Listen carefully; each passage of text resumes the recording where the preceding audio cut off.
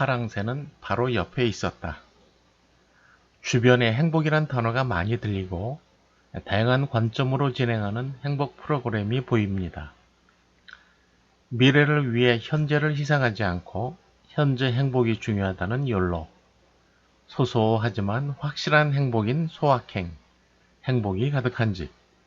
그만큼 코로나19로 인하여 우울한 일상이 지속되기 때문에 이를 극복하고자 강조하는 듯합니다.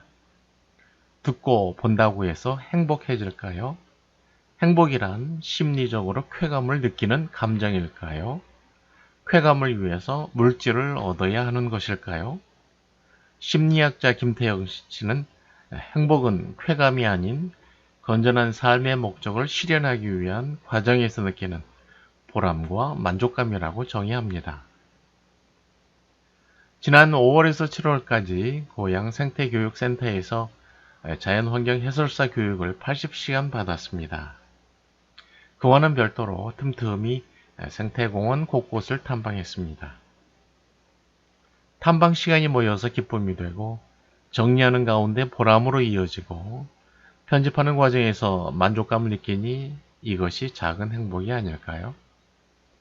대화천을 따라 울창한 메타세콰이어 숲을 걷다가 대화천 조류 관찰대에서 흰뺨 검둥오리 가족과 원앙 커플을 관찰하였습니다. 나오다가 20여 미터 직진해서 왼쪽으로 가면 정화지가 나옵니다. 이곳에서는 다양한 새소리를 들을 수 있습니다. 뻑국, 뻑국, 뻑국이 소리는 즐거운 하루를 응원하는 울림이었습니다. 여름철이라 그런지 새들을 카메라에 담기가 쉽지 않습니다.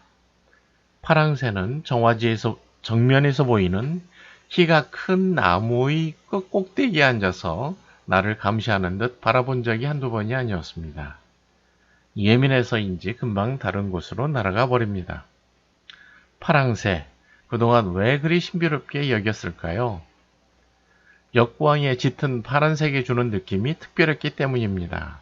그리고 어렸을 때 읽었던 파랑새라는 동화책이 영향을 주었기 때문입니다. 정화지 관찰대에서 나무에 앉아있는 파랑새를 담기에는 300mm 망원 렌즈로는 부족했습니다. 좋은 순간이 오기를 기다렸습니다. 그런데 어느 날 천재이루의 기회가 왔습니다. 생태공원 정문 앞에는 큰 통나무가 있습니다. 파랑새는 끝부분에 움푹 파인 곳을 둥지로 하고 있었습니다. 파랑새가 욕출을 마무리하고 이소를 준비하기에 며칠을 같은 시간대에 와서 이소 순간을 기다리는 분과 함께 하였습니다. 새들은 조용한 곳에서 어린 녀석을 키우는 줄 알았는데 이곳은 24시간 개방된 도로변이라 시끄럽습니다. 아마도 역발성으로 천적으로부터 잘 피하도록 이곳에서 욕추하였나 봅니다. 이상한 것은 정화지에서 보았던 파랑새는 아주 예민해서 사람 발걸음 소리만 듣고서도 멀리 달아나는데 자동차가 많이 다니는 이곳에 둥지를 튼 이유가 궁금합니다. 오전 9시경이었는데도 습도는 90%나 되고 온도는 30도 이상을 넘어가고 있었습니다. 어미새가 먹을 것을 입에 물고 왔다가 어린 것에게 다가갔다가 그냥 나옵니다. 먼 발치에서 바라보기를 몇 번 합니다. 먹이를 줄 듯 말 듯 둥지에서 나오라고 신호를 보내지만 어린 파랑새는 둥지를 나올 생각이 전혀 없는가 봅니다. 어미새는 안타까운지 바로 앞 나무가지에 앉아 둥지를 바라보다가 그리고 멀리 갔다가 두세 시간 후에 다시 돌아오곤 한다고 합니다. 이소 과정을 담는 과정은 저에게 기다림이라는 단어를 배우게 했습니다. 최종적으로 이소 순간을 담았을까요? 아니면 못 담았을까요?